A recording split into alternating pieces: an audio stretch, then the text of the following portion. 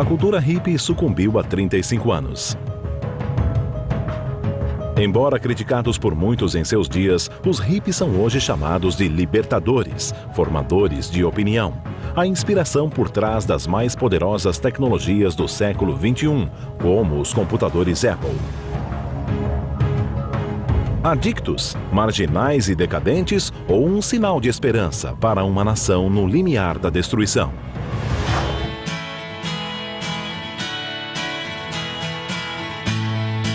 Viaje por uma das mais eletrizantes eras da história americana vista pelos olhos de quem a viveu. Experimente a música, os momentos, a mensagem e descubra como uma tribo de idealistas chocou a mais poderosa nação do planeta e mudou o mundo de uma forma que jamais poderíamos imaginar.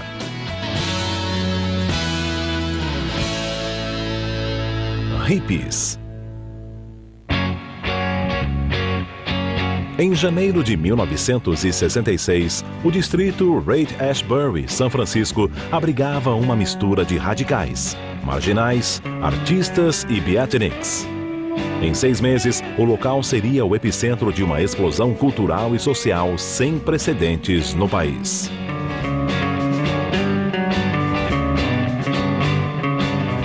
It was a kind of an orgy of experiment. And by that I mean not just the drugs, and not just the sex, but lifestyle experiments, experiments in art, experiments in political expression, how you express your disapproval of the policies that were being enacted by your government, whether it was the Vietnam War or other things, took on a new form. De Haight-Ashbury, o movimento hippie se espalhou pela nação, agitando a geração Baby Boom. O combustível para essa quebra de convenções foi uma complexa mistura de política, economia e conflito entre gerações. Mas o que desencadeou o movimento foi uma nova e enigmática droga: dietilamida do ácido lisérgico, ou LSD. Extremely powerful, mind-altering drug. The most powerful probably we know of it. Infinitesimal quantities needed to produce a huge change in the human mind. When she's 10 feet tall. LSD was initially created by Dr. Albert Hofmann, a very conservative, respected, if not brilliant chemist who was working at Sandoz Pharmaceuticals in Basel, Switzerland. Os componentes com os quais o Dr. Hoffman estava trabalhando derivavam da ergotina, um fungo existente em grãos de centeio doentes. Na Idade Média, a substância era conhecida pelo nome de fogo de Santo Antônio, famosa por levar as pessoas ao delírio. O Dr. Hoffman estava interessado na habilidade do fungo de estimular a circulação. He accidentally absorbed a tiny amount through his fingertips in April of 1943 and had the first known LSD trip. Mas não foi o suficiente. 3 dias depois, Hoffman ingeriu intencionalmente 250 microgramas da sua nova descoberta. No caminho para casa, em Basel, Hoffman teve a impressão de estar em uma montanha russa. Os edifícios respiravam e rostos transformavam-se em grotescas máscaras coloridas. Ele compartilhou as bizarras experiências com os colegas no laboratório, dando início à pesquisa sobre o potencial da droga. Em um experimento, um macaco que recebeu uma dose de LSD causou alvoroço entre os colegas símios com seu comportamento eufórico. Era um presságio do que estaria por vir. Mas a droga tinha propriedades que a tornavam interessantes para os psicoterapeutas. Eles acreditavam que, ministrado controladamente, o LSD permitiria a passagem irrestrita de pensamentos e emoções reprimidas para o consciente, onde tudo poderia ser analisado. By the early 1960s, there was over 1,000 scientific papers, peer-reviewed scientific research, that had been written about LSD that were, in many cases, singing the praises in terms of its potential as a healing agent. Muitas celebridades adotaram o LSD. O ídolo dos cinemas Cary Grant admitiu publicamente ter consumido LSD mais de 60 vezes durante seu tratamento contra alcoolismo e depressão. Mas nem todos os que pesquisavam a droga estavam interessados nas propriedades curativas. It's kind of ironic, but the same drug that was embraced by hippies in the 1960s as a religious sacrament, LSD of course we're talking about, had been embraced 10 years earlier, maybe even 15 years earlier, by the Central Intelligence Agency, by America's spy agency, not as a sacrament, but as a weapon. Inspirada pelo registro de experimentos nazistas de lavagem cerebral no campo de concentração de Dachau, a CIA iniciou uma intensa pesquisa sobre o potencial do LSD como soro da verdade e agente controlador da mente. O programa foi chamado de MK-Ultra. One of the things that the CIA was interested in terms of their research with drugs and other behavior modification techniques was this idea of a Manchurian candidate. One of the things that the CIA actually wanted to do was to create programmed assassins, to reprogram a person to get them to go out and kill somebody, sort of under automatic pilot conditions, if you will.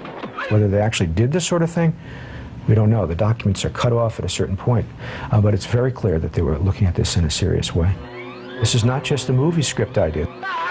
This is something that the CIA seriously entertained. No alvorecer dos anos 60, a comunidade terapeuta, a CIA e o exército americano patrocinavam programas de pesquisas do LSD em universidades e hospitais do país. I did LSD legally at UCLA that first time, and it was with somebody next to me who I knew, who I felt was taking care of me. I didn't have to worry about anything, and it was really quite interesting. Mas a ansiedade sobre a droga crescia. Há muito tempo, os pesquisadores se preocupavam com as consequências de um alucinógeno tão poderoso caindo em mãos erradas. Então, o jornal Harvard Crimson informou que o psicólogo e professor Timothy Leary estava conduzindo experimentos em grupo com a droga e que cubos de açúcar batizados com LSD circulavam livremente pelo campus.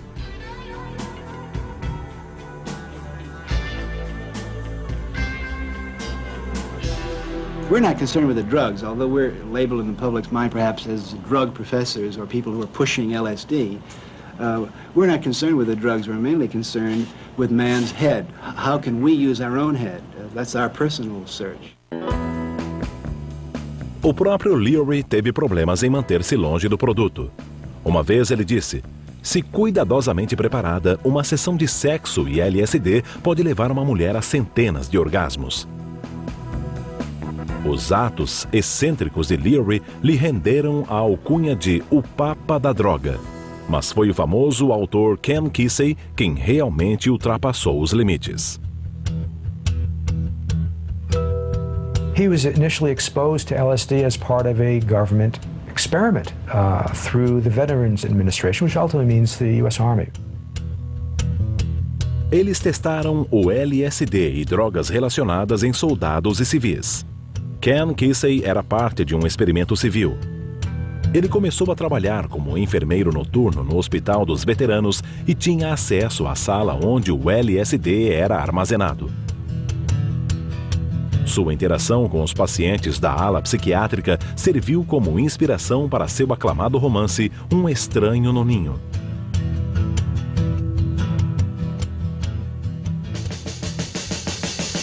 Com o lucro do livro, Kesey se transformou no Johnny Appleseed do ácido, determinado a espalhar a experiência psicodélica para o máximo de mentes receptivas possível.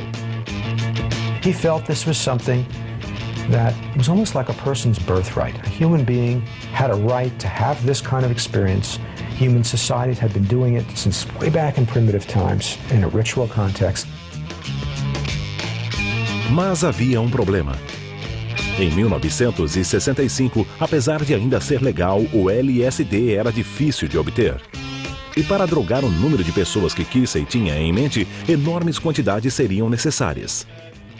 Este é Owsley Stanley, antigo especialista em radar do exército, que se transformou em um mago da química. Stanley havia recentemente adaptado seu laboratório secreto de anfetamina para a produção de LSD.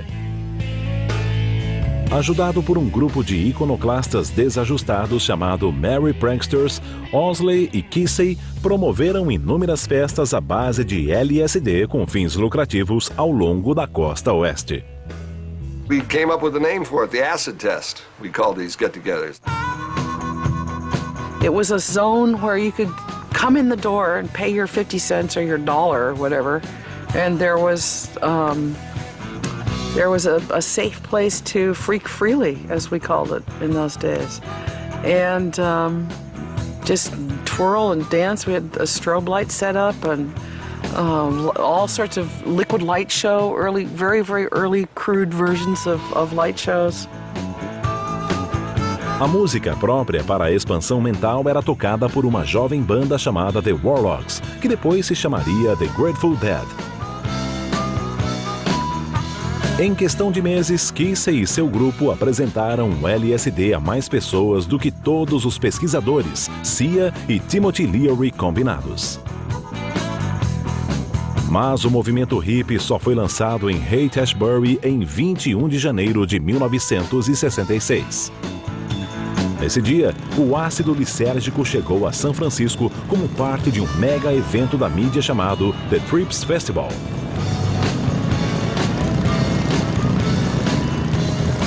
Com 10 mil pagantes, o festival foi um sucesso.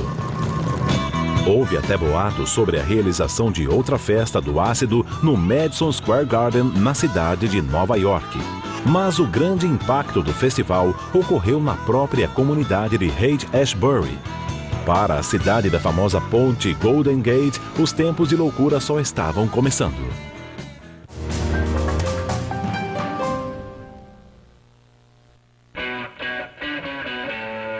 Em março de 1966, a revista Time fez uma reportagem sobre o crescente número de usuários de LSD nas grandes cidades.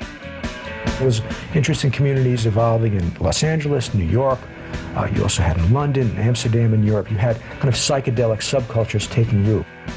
Nowhere did this whole psychedelic scene emerge with such vivid intensity to the point where it became an international phenomenon like it was in Haight-Ashbury. If you're going to San Francisco, be sure to wear some flowers in your hair. You know, we all lived on Haight Street. Haight Street was the theater. You'd dress up, you'd go out every day, and the way you looked was part of your statement. And people were acting out their fantasies in real life. Nos finais de semana, os moradores aglomeravam-se em auditórios como o The Avalon Ballroom e o The Fillmore para dançar em êxtase ao som de bandas locais como The Grateful Dead, The Jefferson Airplane e a Big Brother and the Holding Company, que apresentavam uma jovem cantora de blues chamada Janis Joplin. Dopadas como a plateia, as bandas jogavam LSD para a multidão e tocavam acordes hipnotizadores que podiam durar horas. Esse novo estilo musical foi batizado de acid rock. Travel the universe through that and go through a scary trip, and then they would bring you back down at the end of the concert with some good old songs, and so you'd end on a positive note all the time.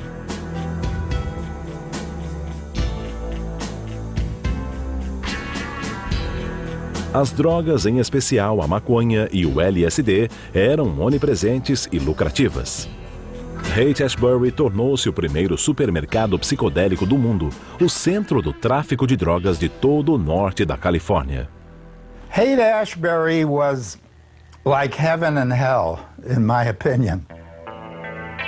In a 2-mile square area, I think you could arrest everyone on the street for using drugs. And people were going around and handing out drugs to each other. Some of it was just plain sugar, some of it was heavy-duty LSD. Vendido ao preço de 4 centavos de dólar o micrograma, o LSD era 4.000 vezes mais valioso do que o ouro. Owsley Stanley, o maior fabricante e distribuidor da droga, ficou tão rico que foi chamado de o milionário do ácido pelo jornal LA Times. Mas para a crescente subcultura em Haight, drogas eram mais do que diversão.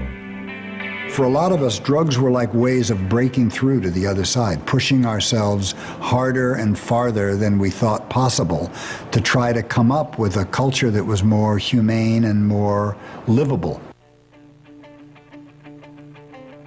As drogas também afrouxaram os nós da repressão. O sexo livre levou à quebra de antigos tabus.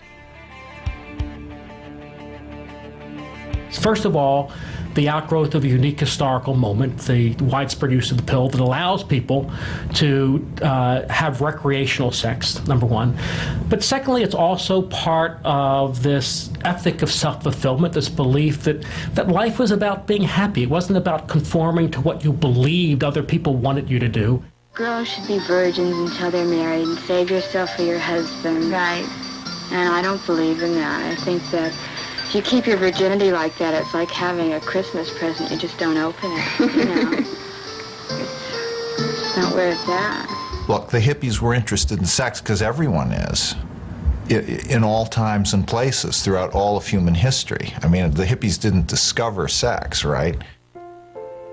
You know, maybe it was different ways of doing it. It was ways of doing it more in public. Em público reservadamente, a qualquer hora e com qualquer um. Em Haight-Ashbury, o casamento deixou de ser uma condição para o sexo. The idea was, it's my personal fulfillment that counts. If it feels good, I'm going to do it. If that means breaking up my marriage or living with somebody and even having babies without getting married, that's fine. If I break up my marriage, the kids will be fine because if I'm happy, they'll be happy. It led to terrible consequences. It led to bad consequences for the children, of course. Nothing was permanent. You couldn't count on anybody. That gave them such an emotional wound. Enquanto o sexo, as drogas e o rock and roll eram mais do que suficientes para manter a maioria dos moradores de Haight-Ashbury ocupada, havia um grupo com ambições mais arrojadas. Eles se intitulavam The Diggers. They took it upon themselves to feed everybody and would do barbecues down in the Panhandle, in Panhandle Park. And their barbecues consisted of meat they had boosted from the back of a Safeway truck. Comida grátis era somente a atração inicial da Revolução Digger. Free communes. There were apartments that people could live in. Because people were so transient, there was a pretty high turnover. There were about, at one time, more than 20 of these. Free pads. Free clothes at the free store. We got medical students from UC Med Center to come down to the Digger Free Store on Wednesday nights, and they'd hold free clinics. This was creating an alternative society, not just a revolutionary movement, an alternative society. It would be a free society, not materialistic, not just anti-materialistic, not materialistic. No outono de 1966, Haight-Ashbury era uma cidade-estado semi-autônoma, com estilo de vida, cultura e jornal próprios. Havia até um sistema de serviços públicos gratuitos. Para alguns, a cidade representava mais do que isso. Era uma alternativa funcional para uma sociedade moralista, onde a conformidade fora substituída pela criatividade, a repressão pela liberdade emocional e sexual, e a guerra pela paz e o amor. There's a long history of Americans thinking they could found a new civilization, found a new order, and this is a lot healthier way to do it than killing a lot of Indians. But it also unearthed all kinds of themes in American life that have been somewhat suppressed, like the idea of boundless freedom, the idea of finding some sort of utopian quality in life. LSD amplified a sense of what was possible. Didn't always deliver, make good on the possibility. But it certainly created an awesome sense of possibility, and nowhere was that more vivid than in the Haight-Ashbury community in the mid-60s. A sense that almost anything's possible, a sense of we can take control, we can do it our way, and we can do it in a better way. There's nothing to fear, there's nothing to enforce or not enforce. We're living our life as beautifully as we can. A maioria dos californianos não concordava, mas Haight-Ashbury estava prestes a prosperar.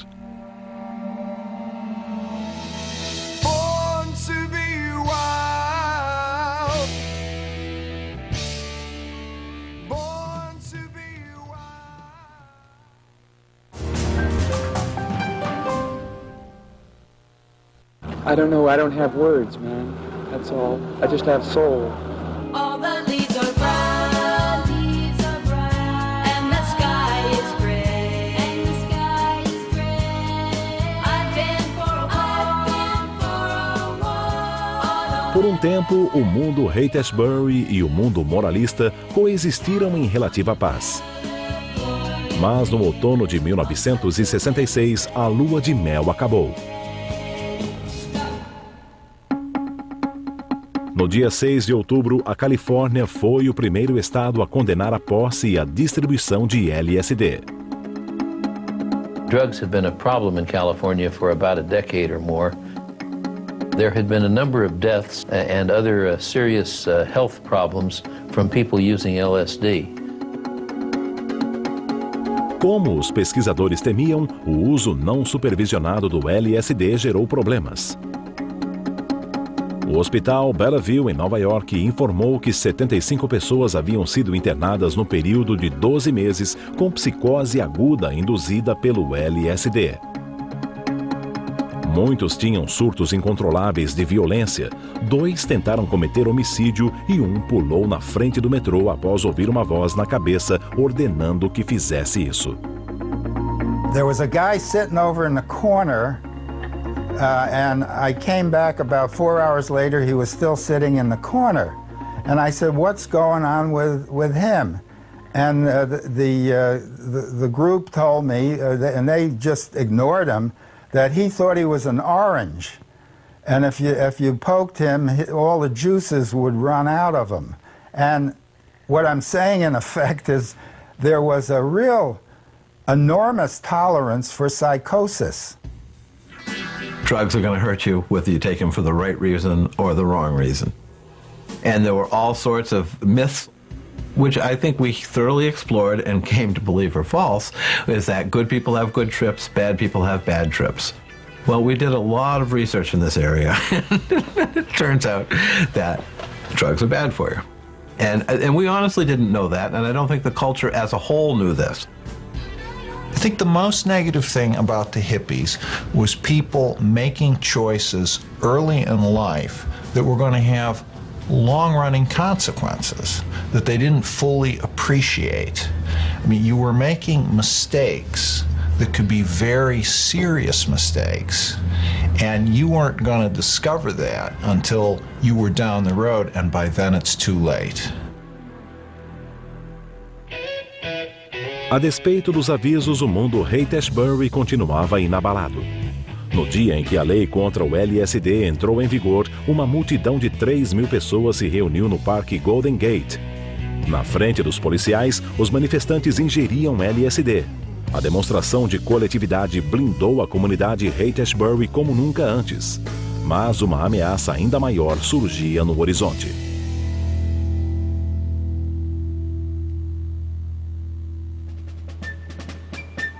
Em 8 de novembro de 1966, o conservador Ronald Reagan surpreendeu a nação ao vencer o então governador democrata da Califórnia.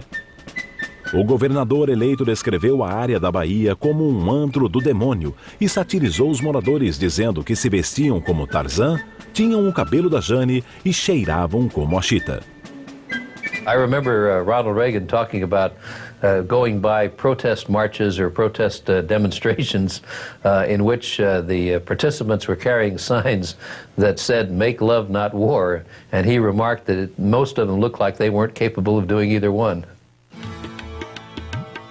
Com o estilo de vida sob ameaça e o senso de justiça inflado pelos alucinógenos, os líderes da comunidade Haight-Ashbury decidiram tomar a ofensiva.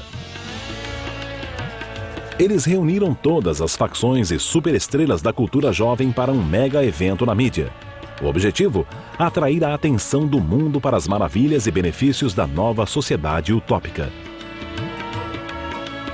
O espetáculo foi chamado The Human Being.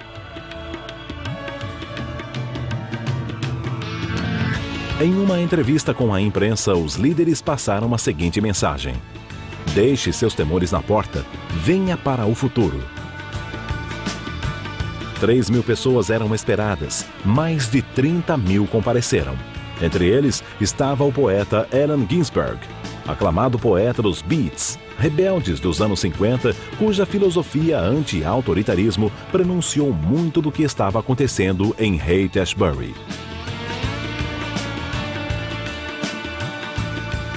Também presente estava Jerry Rubin, um manifestante anti-guerra cuja retórica política de linha dura se perdeu na multidão de espírito livre. E também o próprio Papa das Drogas, Timothy Leary, assulando a multidão a ficar atenta, interagir e ser confiante. A demissão de Harvard devido aos abusos com LSD fez de Leary uma figura nacional. Ele agora estava promovendo a Liga do Desenvolvimento Espiritual, uma seita cujo sacramento sagrado era o ácido. He reminded me of a cross between a godlike figure and a used car salesman, and I could never quite figure out where the actual man was. Tão notáveis quanto os que falavam ao microfone eram os que ignoravam as normas de segurança. Os Hell Angels, ou Anjos do Inferno, volúveis, racistas e extrema-direita, os Angels atacaram um encontro de paz em Berkeley em 1965 em conluio secreto com a polícia de Oakland. Mas os Angels tinham duas coisas em comum com a comunidade Haight. Eles odiavam autoridade e amavam drogas. They had a code that if one Hell's Angel was insulted, they would all join together and beat the shit out of whoever the person was who said the wrong thing. One of them came up to me at one point. I was interviewing someone and he asked me for $1, and I didn't hesitate. I gave him $1. They became a sort of adjunct to the hippie scene. Strangely, they took on the role of being the security force. No dia do evento Be-In, havia pouca necessidade de se manter a paz. As pessoas dançavam ao som dos Dead and the Airplane e viajavam com o LSD que os Diggers haviam colocado nos sanduíches gratuitos. By the time the day was over, everybody was loaded. Everybody was hallucinating. But also, you know, everybody was in paradise. O evento Human Being foi o paraíso para a imprensa também. Quase todos os meios da mídia, incluindo 3 emissoras de televisão, exibiram a revolução do novo estilo de vida mostrado no evento. Subitamente, a comunidade Haight era o foco das atenções do mundo. I mean, that's where a lot of energy came together and vibrated and then moved out to the country and around, like a big Certs commercial or something. The media amplified the weirdness that they could get, which was superficial. And what they amplified became sort of part of a stock footage that they could run. There's something bizarre going on in the world.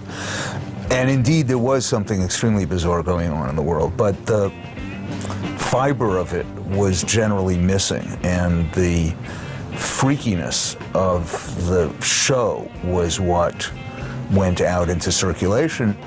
That's what the cameras would pick up, but the conversations that hippies had usually was never filmed, and media never got it. So what was really the internal part of what hippies were thinking and doing, since they were so diverse, such different people, was often not captured. Remember, throughout this whole hippie period, you're having magazine articles being done on the hippies. Time, Life, Newsweek, covers, big spreads. And who is putting those magazine articles together? Are hippies writing those articles? Are hippies the editors at the magazines picking the pictures? No, it's older people doing it, mostly men. So they're looking at all the pictures of the cute naked hippie chicks, and they're the ones picking those pictures for the magazines. So there's also a lot of voyeurism going on, intergenerational voyeurism. A opinião pública dividia-se de acordo com as gerações. Well, I think mainstream America, looking at, bearded people, looking at people who seem to have not just indifference, but almost a contempt for moral standards, for traditional American values. We're totally shocked first, then repelled by them. They were just too counter the culture. You get kind of this parental fear that, boy, I don't want my kid going down that road. Mas para os filhos, estas mesmas imagens surtiam um efeito contrário. If you were living in Nebraska or in Iowa, what you saw was a picture of two kids living on their own without parents, smoking cigarettes, dressing how they wanted, doing what they wanted. You went, ding, that's for me. O evento Be In atingiu o objetivo. Haight-Ashbury e sua sociedade utópica capturaram a imaginação de uma geração agitada. A revolução hippie havia começado.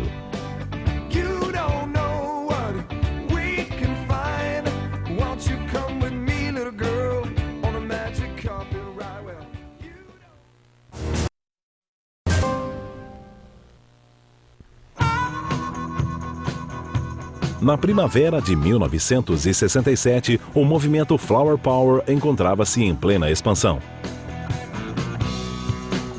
Adolescentes da geração Baby Boom adotavam os símbolos e estilos mostrados no evento Human Being para expressar a desaprovação com relação aos pais e à sociedade americana em geral. There was a sense among young people in the 1960s that they were dissatisfied with the world that their parents had made, and they were looking for ways of creating an alternative.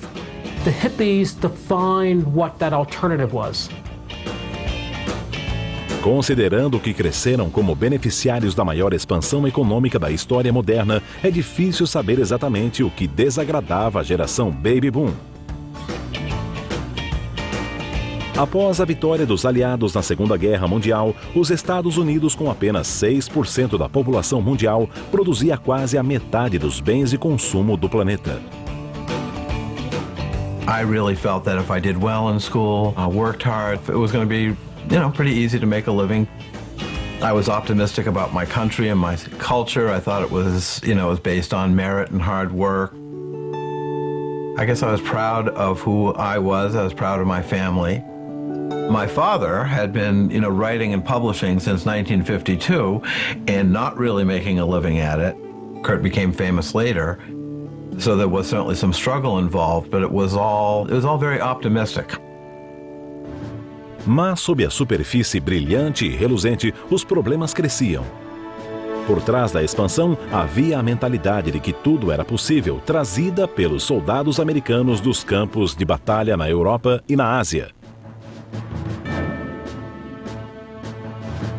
Com um general condecorado na Casa Branca e o trabalho e a dedicação do povo, a Terra da Liberdade tornou-se o lar da burocracia, organização e conformidade. It was like living in a straitjacket. You had one career track. You just had to do it the way it was supposed to be done. And there was a sense of rebelling against those rules. The truth is, a huge number of the best and the brightest and the hardest working people in my generation felt compelled to try to find an alternative.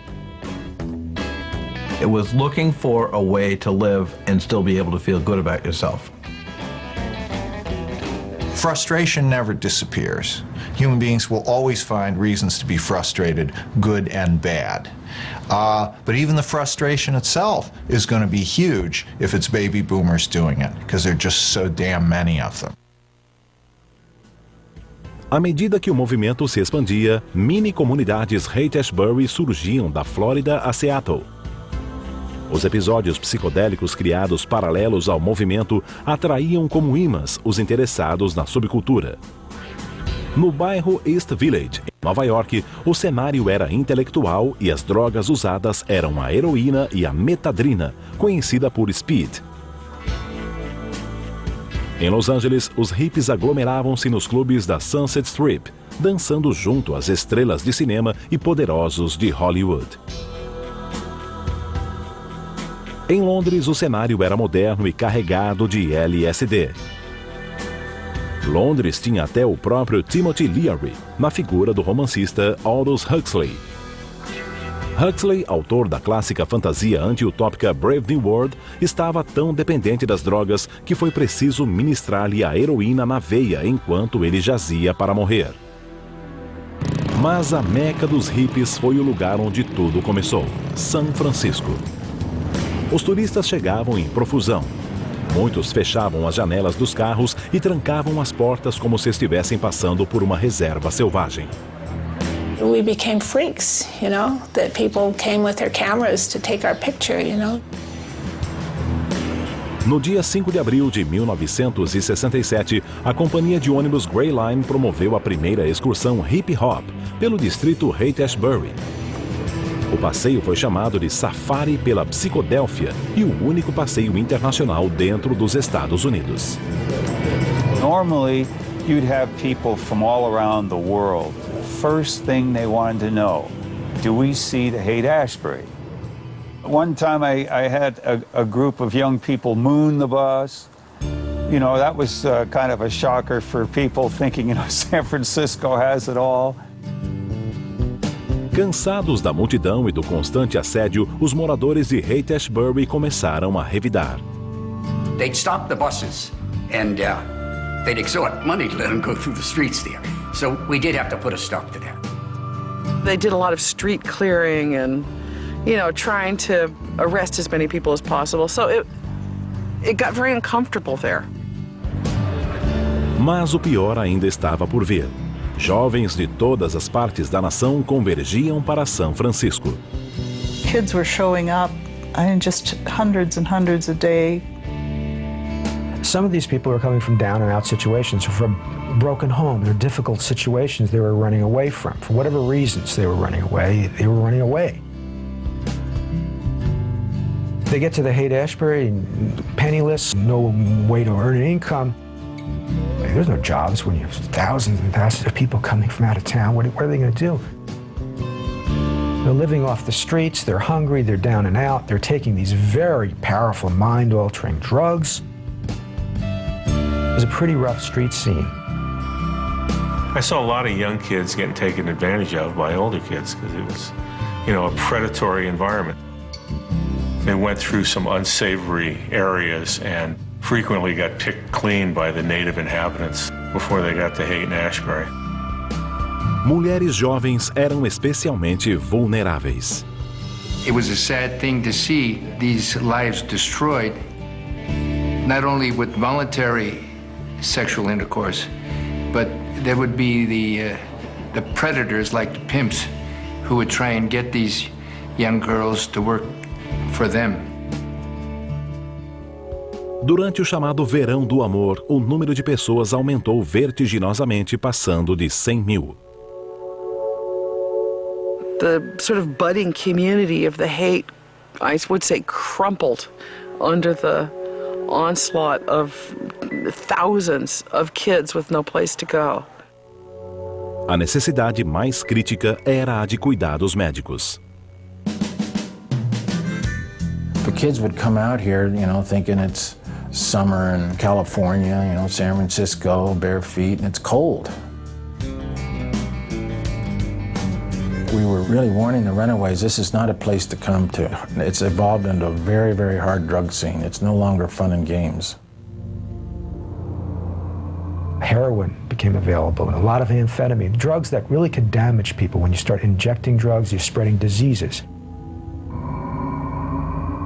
I think one of the worst experiences I had was a young girl who had overdosed on heroin, And somebody had suggested that the antidote was to inject milk into her. And they did that. And we got her to the hospital and she died some hours later. Probably would have died without that being injected into her. As drogas ficavam mais perigosas e os traficantes também. You had mainly gangsters moving in to control the drug trade, and that was really what sowed the beginnings of the end of the hate. A distância entre Haight-Ashbury e os dias de paz e amor foi evidenciada pelo homicídio do Super Spade, um dos traficantes de Owsley. Ele foi baleado na nuca, colocado em um saco de dormir e jogado de um penhasco. That's what the police say. The scene is everybody's happy, love is there, it's wonderful, it's nice, but we get to clean up the mess after it's over. No dia 6 de outubro de 1967, exatamente um ano após a lei californiana contra o LSD entrar em vigor, uma procissão solene tomou as ruas de Haight-Ashbury, levando um caixão com rosários, cartazes, pedindo paz e flores. Os Diggers chamaram o evento de A Morte do Hippie. O sonho utópico da comunidade Haight acabara devido às drogas e ao sensacionalismo da mídia. Mas o movimento oriundo do sonho ainda estava vivo e rumando para o leste.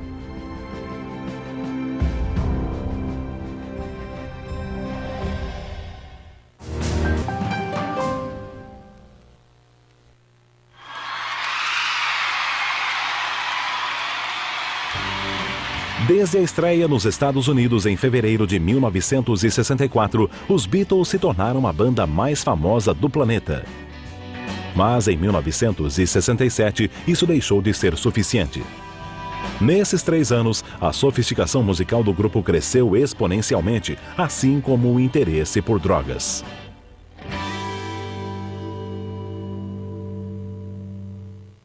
Já no início, a banda utilizava anfetaminas e barbituratos para suportar as longas noites de shows nos clubes noturnos de Liverpool e Munique. Então vieram os alucinógenos. Apresentados à maconha pelo colega e ícone hippie Bob Dylan, os Beatles passaram a consumir LSD e produziram a maior obra-prima da era psicodélica, Sgt. Pepper's Lonely Hearts Club Band. All of a sudden the Beatles are doing the hippie thing. It was just like, a free advertisement for all this stuff. When they let their hair down, so to speak, it was a huge boost to this whole scene. A banda estava voando alto, talvez alto demais. John Lennon, segundo a própria estimativa, consumiu LSD mais de 1000 vezes. Em uma ocasião, ele reuniu o grupo com o simples propósito de informá-los de que era Jesus Cristo. George Harrison, como Lennon, já havia tomado sua cota de ácido. Mas uma visita a Haight-Ashbury durante o desastroso verão do amor o convenceu de que o LSD não era o caminho. Eu esperava que fossem todos gentis, limpos, amigáveis e felizes, diria Harrison mais tarde. Eles são um bando terrível de adolescentes. When he got there, it didn't really match the idealized vision that they may have had, because again, you had a lot of down and out young kids on the street. It degenerated by the time the Summer of Love rolled around. And I think when George Harrison saw that, it was an impetus in part for his interest in turning away from drugs per se. O Beatle Pacífico uniu-se ao crescente grupo de hippies procurando a elevação espiritual sem os efeitos colaterais destruidores do LSD. They sought to almost recreate the LSD experience or aspects of it through other natural means. Harrison encontrou o que procurava em Maharishi Mahesh Yogi. He had a pretty straightforward Hindu approach, except that he moved in rather aristocratic right-wing circles in India, and he was generally frowned upon by many of the ashram leaders because he charged for his services, whereas traditionally in India it's always free. O Maharishi prometeu a consciência cósmica, um estado de elevação psíquica sem o uso de drogas. Logo, os Beatles, Donovan e outros astros de cabelos compridos estavam praticando um tipo especial de yoga Maharishi, conhecido como meditação transcendental ou MT. So for a little while they were his great advocates, and as soon as they became interested, of course, then the Beach Boys and everybody else became interested.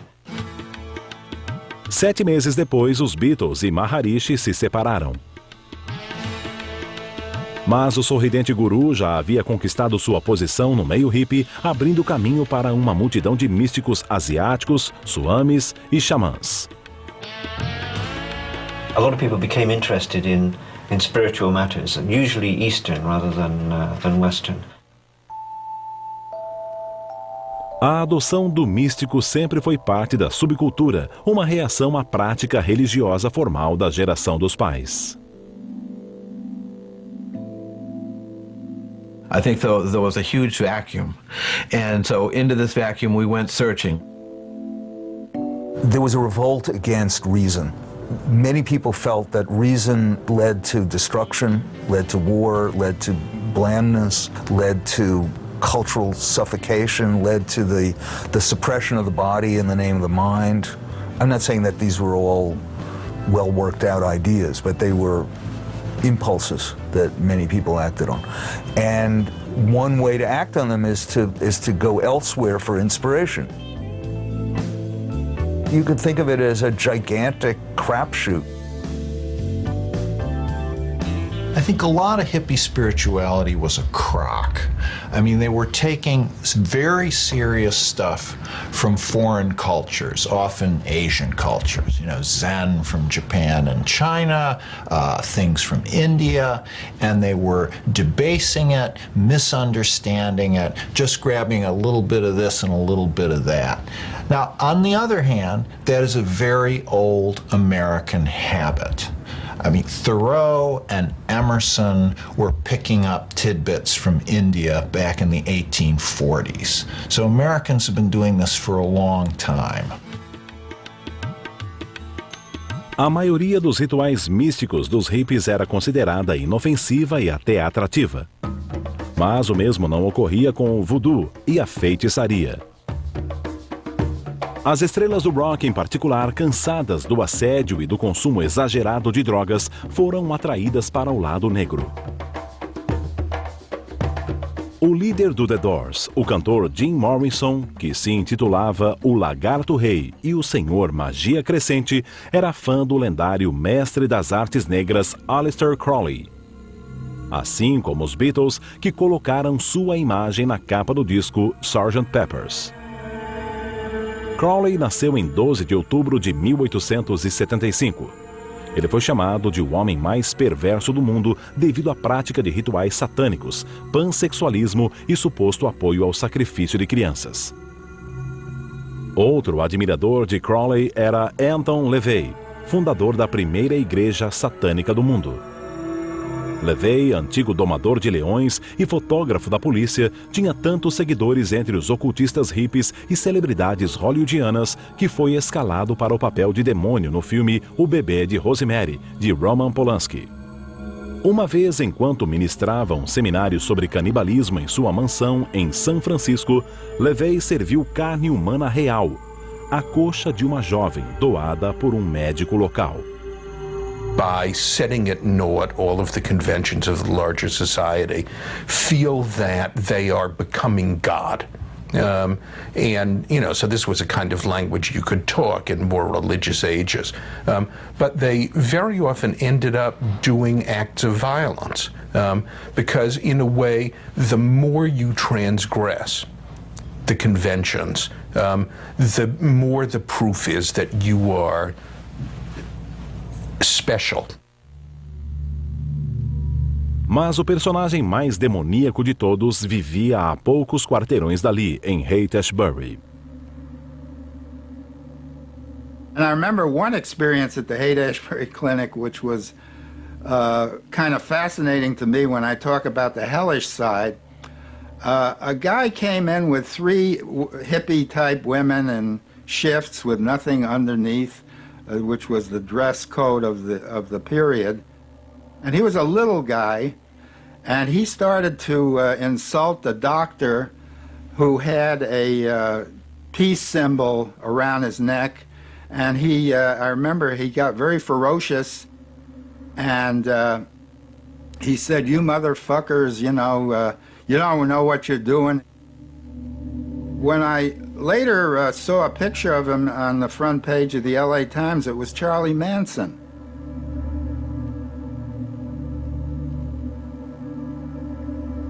Mason era um criminoso perigoso que já estuprara um colega de cela sob a ameaça de uma navalha. Após a soltura, ele se mudou para Haight-Ashbury para reinventar-se como cantor e compositor hippie. Ele conquistou amigos poderosos no meio musical, como o baterista dos Beach Boys Dennis Wilson e Neil Young do Crosby, Stills, Nash Young fame, que mais tarde lembrou: ele era ótimo e real, muito bom. Mas os verdadeiros talentos de Manson não tinham nada a ver com a música. He gathers around him a kind of a harem of young women, very impressionable. Again, these street kids who are blowing their minds, and he becomes the dictator. He was a totalitarian personality, and he really kind of preyed upon people who were very open, very vulnerable as a result of their drug experiences. When a person is under the influence of LSD, they become very sensitive, very susceptible and vulnerable to manipulative personalities. Ele adaptava os desejos de suas lindas ajudantes aos seus através de uma combinação de LSD, lições de cientologia e um incrível apetite sexual. Segundo as garotas de Manson, ele fazia amor com uma ou com outra pelo menos 7 vezes ao dia, antes e após cada refeição e mais uma vez no meio da noite. What it taught me is that when you have a cult leader that is disturbed for whatever reason, and he has control over the minds of young people, that they can lead them to very bad things.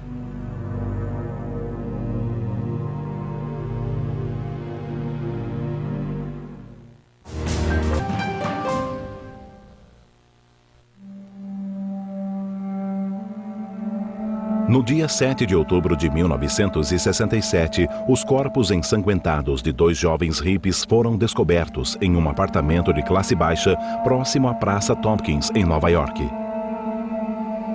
Linda Fitzpatrick era a filha de um rico comerciante de especiarias de Connecticut. James Groovy Hutchinson era um traficante de maconha que, na maioria das vezes, fornecia drogas de graça. Linda e Groovy estavam em uma festa no bairro East Village, quando os assassinos, ambos afro-americanos, atraíram o casal para o porão usando LSD como isca. As vítimas foram atingidas na cabeça com um tijolo embrulhado em um casaco. O assassinato dos Groovy, assim chamado pelos tabloides, resultou na crescente onda de violência gerada pela guerra entre os hippies e a minoria representada pelos seus vizinhos. Os hippies geralmente se alojavam na área pobre da cidade, onde os aluguéis são mais baratos.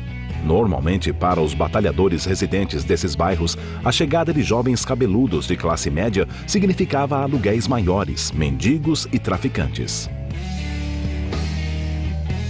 I won't say a lot, but a portion of the people who lived in that community did not like hippies. Some hippies were very dirty.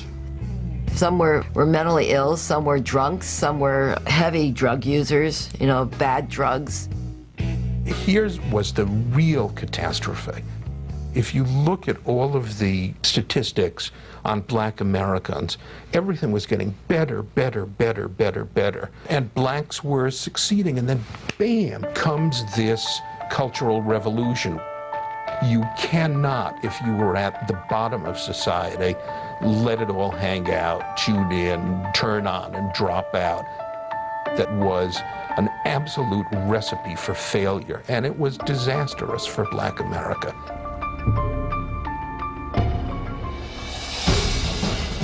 À medida que a tensão aumentava, os jovens Mayflower reclamavam de roubos e espancamentos constantes.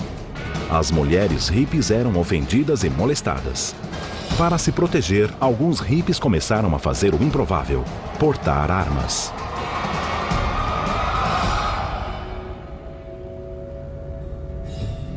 Outros fugiram para encontrar o sonho utópico em outro lugar. Em 1968, milhares de hippies haviam migrado para áreas rurais visando ficar mais próximo da natureza e o mais longe possível da corrupção e do perigo da selva de concreto e da sociedade americana. It was that fantasy that lay behind the hippies and their communes. The idea was it's a sort of conventionalized, uptight society that makes for crime, makes for war. This idea that we are closer to nature, we are the way natural men would be if not tainted and corrupted by society. We really felt like we were on the threshold of a new beginning. Embora cada comunidade fosse diferente em estilo, muitas procuravam equilibrar necessidades espirituais e materiais, consumindo produtos orgânicos e naturais no lugar daqueles industrializados e sintéticos. We actually did try to live the way early Christians lived, and lived according to do unto others as you would have them do unto you, judge not lest ye be judged, etc., etc. And that was all part of it. Everybody worked hard, whether they were making firewood or building the house or whatever. It felt so good to be able to work all day. I loved living communally. I enjoyed it because I enjoyed sharing and working cooperatively with people. And that's what that commune meant to me, that I never really had problems. And I always wanted to continue living that way. Everybody's money went into the pot, so we shared the money, whatever money was coming in. The welfare checks went into the pot, everything went into the pot. O dinheiro não era a única coisa compartilhada. Em algumas comunidades, os recém-chegados eram avisados de que os parceiros sexuais deveriam ser igualmente partilhados. All 60 people slept in the same room, and then the children slept in another room. So there was a lot of exchanges of partners that went on during that time. There have been a lot of experiments like this in the course of human history. You know, there was famously Brook Farm just outside Boston in the 1840s. The fact is, people are possessive, people get sexually jealous, and out of these communes in the past have come a tremendous amount of disharmony. Viver fora das normas da sociedade foi difícil para os jovens, mas eram as crianças que corriam o maior risco. In one commune where I was interviewing the parents and their 5-year-old child was really having what I considered to be a kind of a psychotic episode. They sort of screaming and yelling, and one would wonder why they would impose that acid on their child. In my interview, I clearly recall their rationalization was, acid is beautiful, it's good for everyone. Um dos erros mais comuns que levou a maioria das comunidades ao fracasso foi subestimar a complexidade da vida simples. It was a grand adventure, but I don't think we knew what it would be like day after day to just spend facing ourselves and how annoying we could become to each other. We looked around one day and there were 3 of us left. People left for different reasons. People went off in their own relationships. And it just kind of dissipated. And I stayed here because I actually like living in this town. Enquanto alguns hippies fugiam para o campo visando criar uma comunidade pacífica, outros continuavam a luta nas cidades. Em 1968, a nação estava pendendo perigosamente para o caos.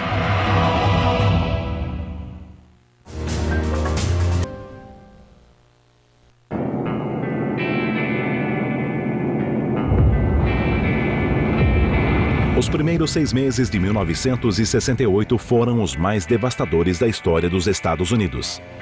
Em 30 de janeiro, a ofensiva Tet levou à morte mais de 2.000 soldados americanos, a despeito das previsões do exército de que a guerra estava para terminar. Em 31 de março, com o apoio à guerra se esvaindo, o presidente Lyndon Johnson anunciou que não se candidataria à reeleição. Em 4 de abril, Martin Luther King foi baleado em Memphis, dando início ao maior conflito nacional desde a Guerra Civil. Em 4 de junho, o candidato da paz Robert Kennedy foi assassinado. The same things that confused us, the war in Vietnam, the death of Kennedy's, the Martin Luther King, the violence, all of that stuff also devastated our parents. And they really didn't know what to tell us. We were all sort of in it together, trying to figure out what happens next. We certainly did not feel safe. I would not have felt safe taking pre-med courses and getting ready to go to med school. I would have felt like I was not responding to reality as it was. The political scene in America in 1968 was crazy and poisonous.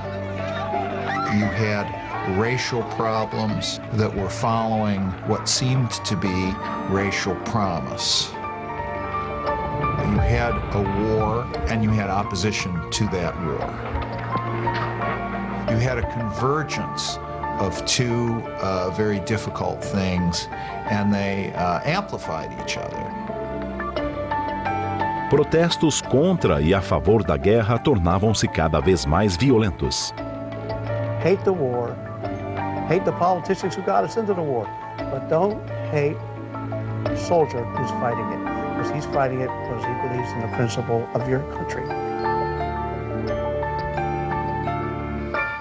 Os hippies e seus mantras de paz e amor eram quase invariavelmente a favor dos direitos civis e contra a guerra.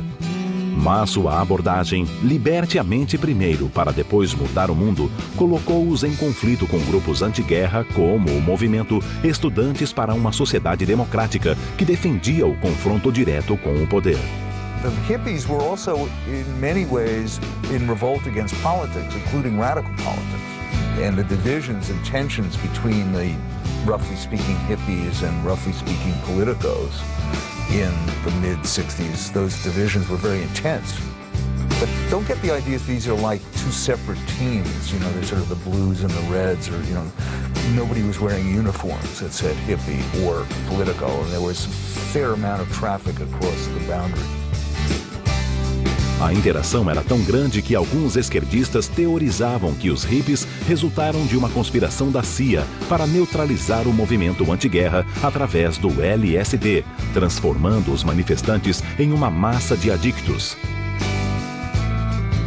Independente de suas origens, alguns hippies estavam resolvidos a se fazer ouvir. One of the most interesting things about the hippie approach to political activity was that they brought a level of humor and levity to it that you wouldn't find in a normal old left demonstration of some sort. O principal exemplo desse marxismo hilário foi o hino anti-guerra criado por Country Joe McDonald, um ex-fuzileiro que se tornou roqueiro.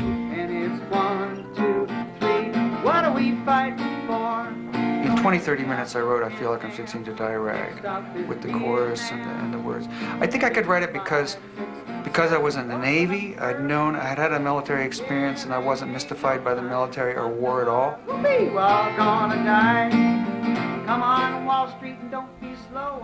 O que mais incomodava os militares era a nova amostra de ativismo hippie, o exorcismo do Pentágono.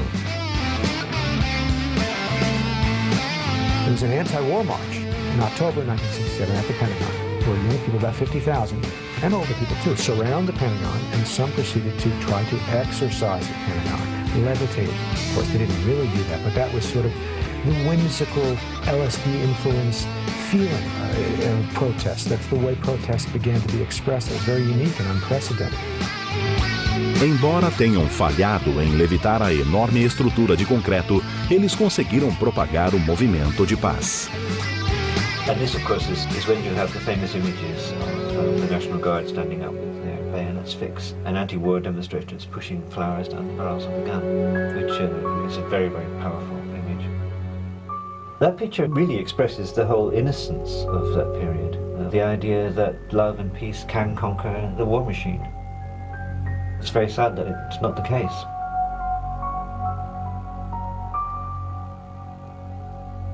Entre os que participaram do protesto no Pentágono estava Abe Hoffman, organizador de uma comunidade sediada em Nova York, e Jerry Rubin, ex-ativista de Berkeley e orador do evento Be In. Ambos buscavam maneiras de envolver os hippies mais ativamente no movimento de paz. Eles uniram forças e, junto com o humorista Paul Krasner, formaram o Partido Nacional da Juventude, ou Hippies em inglês. Through their kind of expressive theatrical side, use the media to show kids who are in the counterculture who might not be very political how insane society was. It looked like fun. You know, becoming a yippie was replaced running away with the circus. And it was the same with the merry pranksters. It looked like fun, and it was fun. And what people learned from this was that responsibility can be fun. Com a aproximação do verão de 1968, os hippies viram o que prometia ser o maior confronto político da década, a Convenção Democrática de Chicago de 1968. Com Johnson fora da disputa e Kennedy morto, radicais de todos os tipos viam o futuro do partido como incerto e a convenção como um campo de batalha pela alma da América. Para pranksters como Jerry Rubin e Abe Hoffman, era a hora de agir. Mayor Daley viewed the Yippies particularly disfavorably. Young people who had never worked an honest day in their lives. They organized the Festival of Life here in Lincoln Park that he viewed essentially as an orgy. Embora a cidade negasse a permissão para o evento, os hippies recusavam-se a ceder. I was getting bad vibes. I thought it was going to be a massacre. They were going to just kick our friggin' ass at the Democratic Convention. Somente 10.000 pessoas compareceram, mas o cenário era propício para o desastre. Conflitos entre a polícia e os manifestantes eclodiram durante a convenção, culminando em um tumulto em frente ao hotel onde estava o democrata nomeado, o vice-presidente Hubert Humphrey. Quando a convenção terminou, mais de 1.000 manifestantes estavam feridos e um havia morrido. The song "If You're Coming to San Francisco, Put Flowers in Your Hair" became "If You're Coming to Chicago, Wear a Helmet."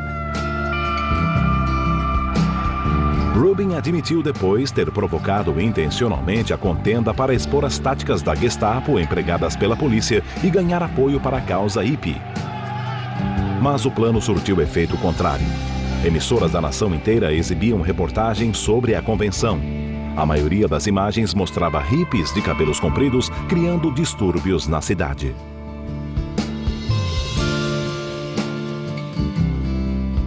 For many people who even had some sympathy for the spirit of the challenge to authority, and for the hippies in particular, it really dies that week in Chicago. Após quase uma década de tumultos e resistência, protestos e eventos, hippies e hippies, o que a maioria dos americanos queria, acima de tudo, era lei e ordem. O homem eleito para essa missão foi o republicano Richard M. Nixon, que havia sido preparado para combater a subcultura.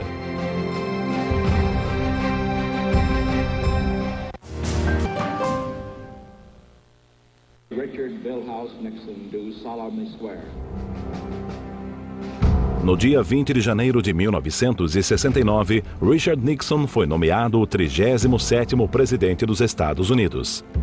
Uma de suas primeiras tarefas foi autorizar a Operação COINTELPRO, a guerra secreta do FBI contra dissidentes na América. Incluídos na longa lista de alvos estavam os chamados defensores de novos estilos de vida e os apóstolos da paz e da harmonia racial. Projetos de lei para a invasão de propriedade sem mandado foram enviados ao Congresso. Agentes infiltrados em grupos de subcultura reuniam informações e criavam conflitos. A preparação para missões sob disfarce exigia que os agentes tomassem LSD e deixassem de se banhar por dias. Mas, a despeito dos esforços da chamada maioria silenciosa, a influência hippie aumentava. Pesquisas nacionais mostravam que cada vez mais grupos sociais aderiam à subcultura e às drogas, especialmente à maconha. Em 1969, a venda de maconha chegou à cifra de $100 milhões por ano. Banqueiros, médicos e até policiais deixaram os cabelos crescer. Havia perucas, barbas e bigodes postiços para quem quisesse ficar arrumado no trabalho e ter uma aparência diferente no fim de semana. Everybody could wear long hair. It was no longer, allied with a single statement. Para completar as vestes subculturais, os homens usavam camisas coloridas, colares, casacos de pele e bolsas a tiracolo. A moda feminina consistia de cores e padrões psicodélicos e o abandono do uso de sutiãs. O mundo dos espetáculos também se adaptou rápido. A Broadway exibia Hair, um musical de amor tribal e rock. Uma tentativa do produtor Michael Butler de incutir a mensagem dos hippies na mentalidade americana. I'm Peter Fonda. We've just finished making a movie dealing with the most talked about subject of the day, LSD. Nos cinemas havia filmes baratos como The Trip, com efeitos especiais inspirados pelo LSD e muitas jovens hippies.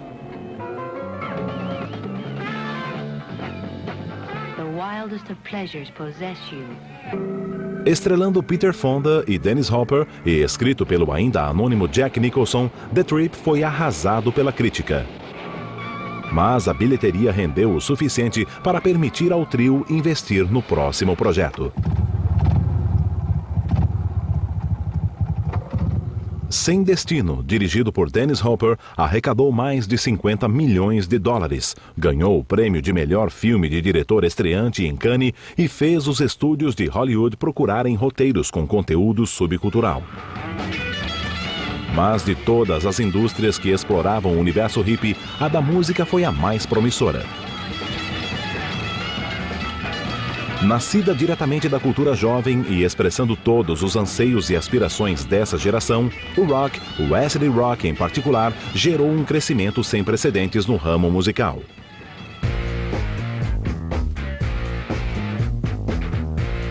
Em 1968, a indústria da música faturou $100 milhões pela primeira vez na história. O comparecimento aos shows ao vivo também aumentou. Começando com o Monterey Pop Festival no verão de 1967, concertos de rock ao ar livre atraíam um público cada vez maior de hippies hardcore e os chamados Plastic Hippies, que gostavam de participar dos acontecimentos. Após promover uma bem-sucedida série de eventos musicais em Miami, o empresário Michael Lang traçou planos para um show em Nova York. Desde o início, o Festival Woodstock de Música e Arte criou conflitos com os residentes locais de direita. They became very unfriendly, people started shooting at us, it was uncomfortable to be there, and they pulled our permit. Após 11 horas, Lang encontrou o tão sonhado local para o evento na pequena cidade de Bethel, Nova York. Entretanto, mais problemas surgiriam do outro lado da fronteira cultural. A boyfriend of mine and I went up about a week before Woodstock started. The workers during the day would put up the fences, and every night people would unscrew all the work that they had done. They wanted to keep it open because they knew that thousands of people were going to show up. A lot of people said they came up the thruway and it took over 12 hours to get there from New York City. And it was the first time ever And never since that the New York State Thruway was closed. Nobody was ready for it, and shortly after they announced that this was going to be a free concert because, you know, well, people had tickets, a lot of people had tickets, but there were no fences or anything, and it just filled up quickly. Before you knew it, there was a city there. It was quite shocking. Within hours, all of the stores reported that they were sold out of everything. Logo, comida, água potável e outros bens de consumo estavam com os estoques perigosamente baixos. Estima-se que 500 mil cachorros-quentes tenham sido consumidos somente no primeiro dia. O serviço médico também era precário. Havia aproximadamente 22 mil pessoas para cada médico. Glenn Josp, um médico residente na época, foi recrutado para servir no local. I went up there at the party and had my cowboy hat on, and I was sitting there enjoying music. And the head physician, he was shouting, so does anybody have any IV Valium? Someone was having a seizure. I said, I have IV Valium. And he said, who are you? And 15 minutes later, I was in a helicopter. They flew me back to my bungalow, and my parents were sitting on the lawn. We didn't know what was happening. They saw I got out of the helicopter. I walked past them, went into the bungalow. I grabbed my doctor's bag, and I said, I'll see you in 3 days. No one had really thought, besides the first aid station, about what's going to happen if we got totally landlocked, which is what happened, and people began getting sick. Someone got up and made an announcement saying, anybody who took the blue acid, it was bad acid, so you might get sick. Well, half the crowd who had taken acid probably did not remember what color the acid was that they had taken, and people began panicking, thinking that they had taken something really bad. Mau planejamento, ácido ruim e mau tempo. Por um período de 3 horas, chuvas torrenciais encharcaram o público. Lang e seus associados temiam que a multidão faminta e ensopada se revoltasse. O que salvou o dia e talvez a integridade física deles foi a música.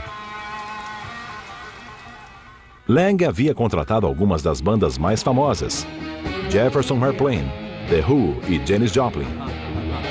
Ofereceram a Jimi Hendrix o dobro do cachê habitual para garantir a sua presença. Once the music began, I felt we were okay for the weekend. Um momento crítico ocorreu quando o hippie Abe Hoffman, sob a influência de LSD, subiu ao palco durante a apresentação do The Who. I don't think Townsend had any idea what he was doing there, or maybe even who he was, or who knows what would happen, and he hit him on the head, I believe, with his guitar, and smashed the guitar. A plateia vibrou. Eles não queriam saber do confronto político que dividia o mundo fora de Woodstock. As autoridades locais nada fizeram. Even the police, the state troopers, didn't hassle us. They were smoking grass with us, they were playing around and friendly and all of that. To see that many people together in total harmony, and I haven't seen anything like that before or after. It was sort of like that play Hair, you know, when Jupiter aligns with Mars. Everything came together at one time, quite by accident, if you believe that an accident like that could happen. And this was the accumulation before we headed into the 70s, before we hit disco, you know. This was our last message to the earth, was that peace.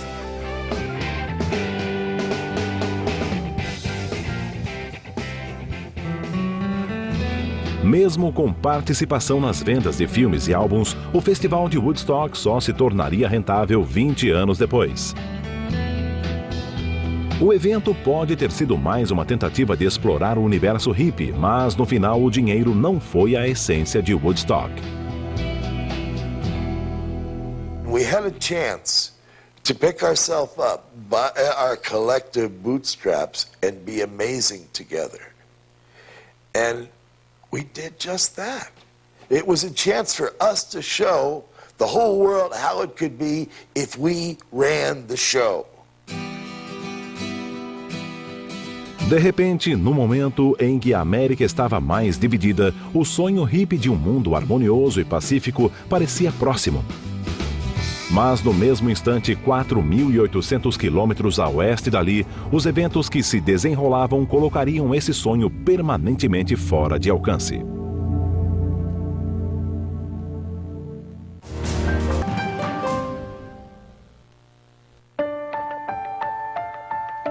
Em agosto de 1969, enquanto a plateia do Festival de Woodstock mostrava ao estado de Nova York o poder do amor, a Califórnia sofria com o terror.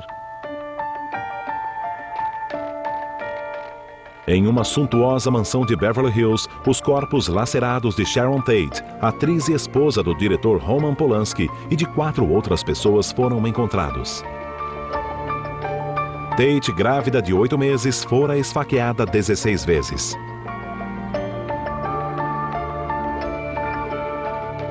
Em outubro, a polícia deteve o homem que supostamente estaria por trás dos homicídios e de vários outros crimes horrendos. O compositor, líder comunitário e antigo morador de Haight-Ashbury, Charles Manson. A imprensa conservadora saiu a campo. This is what happens if you have free love and take drugs, and you finish up crawling into middle-class people's houses and killing them, on the orders of some drug-crazed hippie. From a kind of conservative media perspective, it's sort of, I told you so, this is what the 60s are about. A comunidade hippie, cada vez mais paranoica em função da guerra camuflada do governo contra a subcultura, suspeitava de armação. Mas, à medida que as evidências surgiam, mesmo os mais duros teóricos da conspiração tiveram de aceitar a verdade. Um hippie de cabelos compridos poderia ser um homicida psicótico.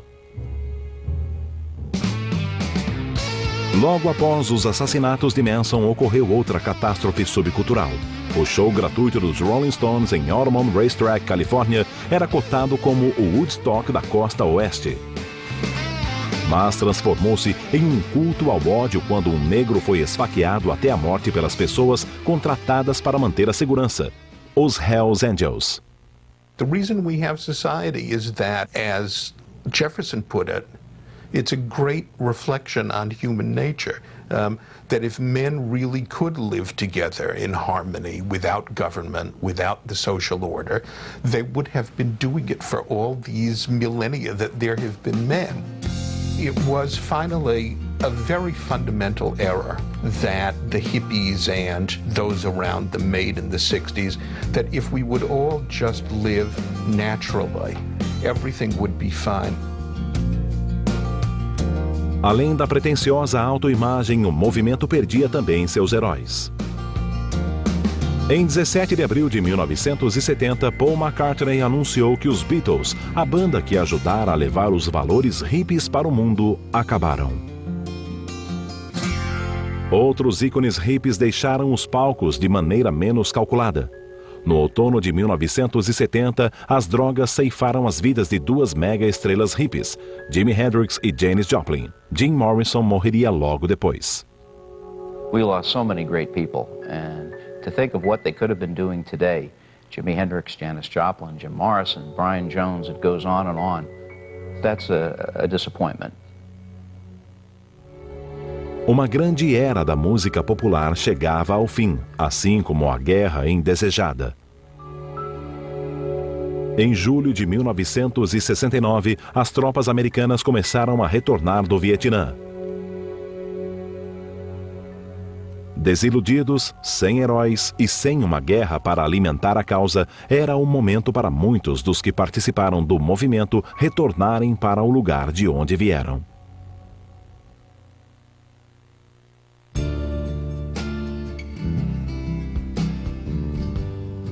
So much happened to people who lived through those years. It's an unforgettable time for people. They wouldn't trade it for anything, but a lot happened and people got burnt out by the end of it.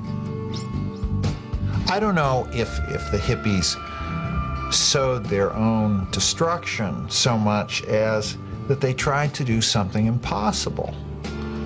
If you think you're going to come up with a totally new way to live and then everything's going to be fine, you're going to be disappointed.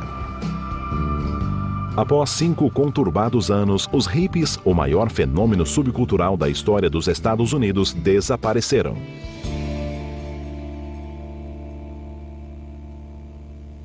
Mas nem todos.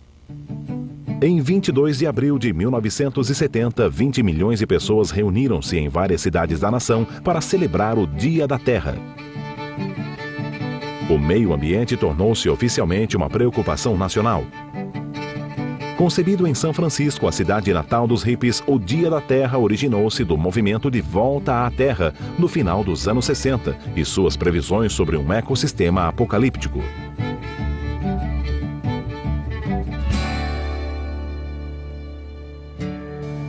A bilionária indústria de alimentos naturais, o universo de diferentes estilos de vida, as medicinas alternativas, os movimentos de liberação das mulheres e dos gays também devem muito aos hippies e à sua reavaliação radical das prioridades americanas.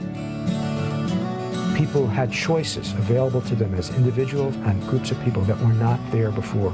The cultural space was opened irrevocably. It would never be closed up again.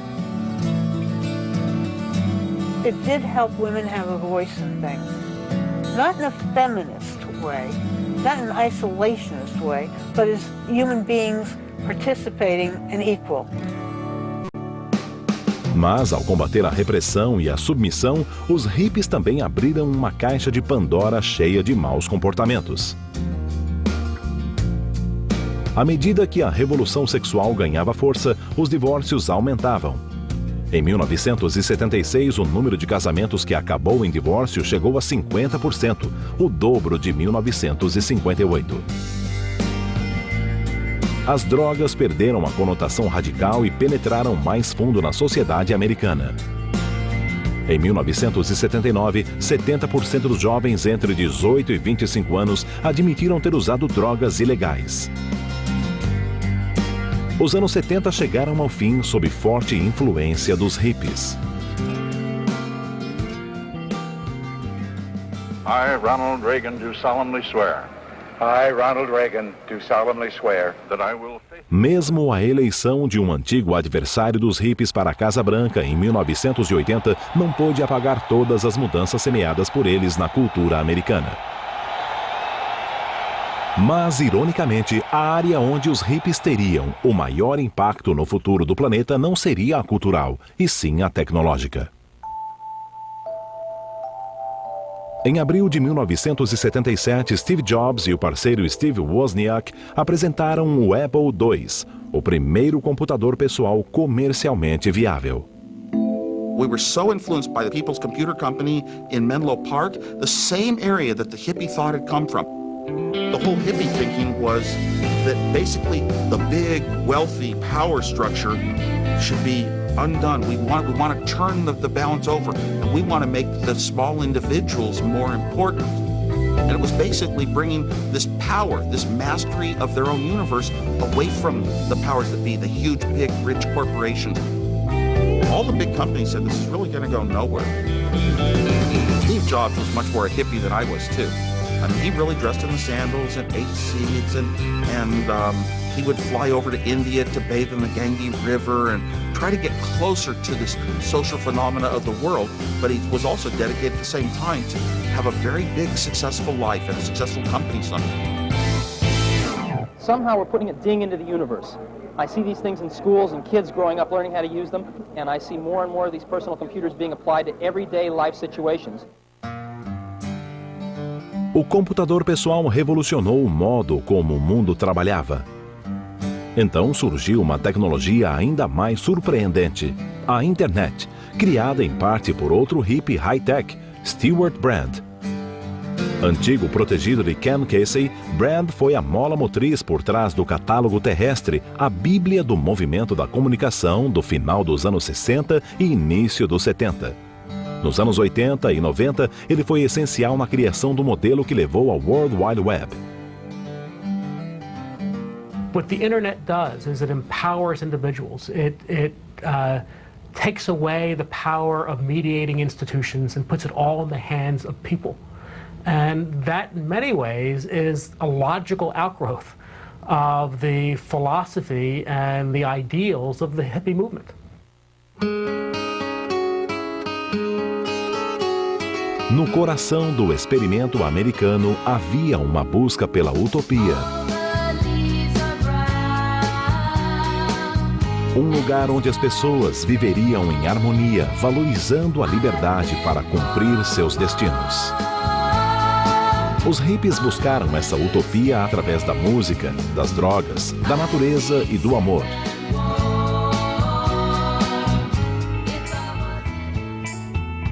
Talvez o fracasso fosse inevitável. Mas a rejeição das normas e regras fez uma geração reavaliar seus valores, abriu as portas para um universo de produtos e negócios inovadores e mostrou a uma nação controlada pelas regras e pela opressão que a busca da felicidade foi e sempre será uma parte vital do sonho americano.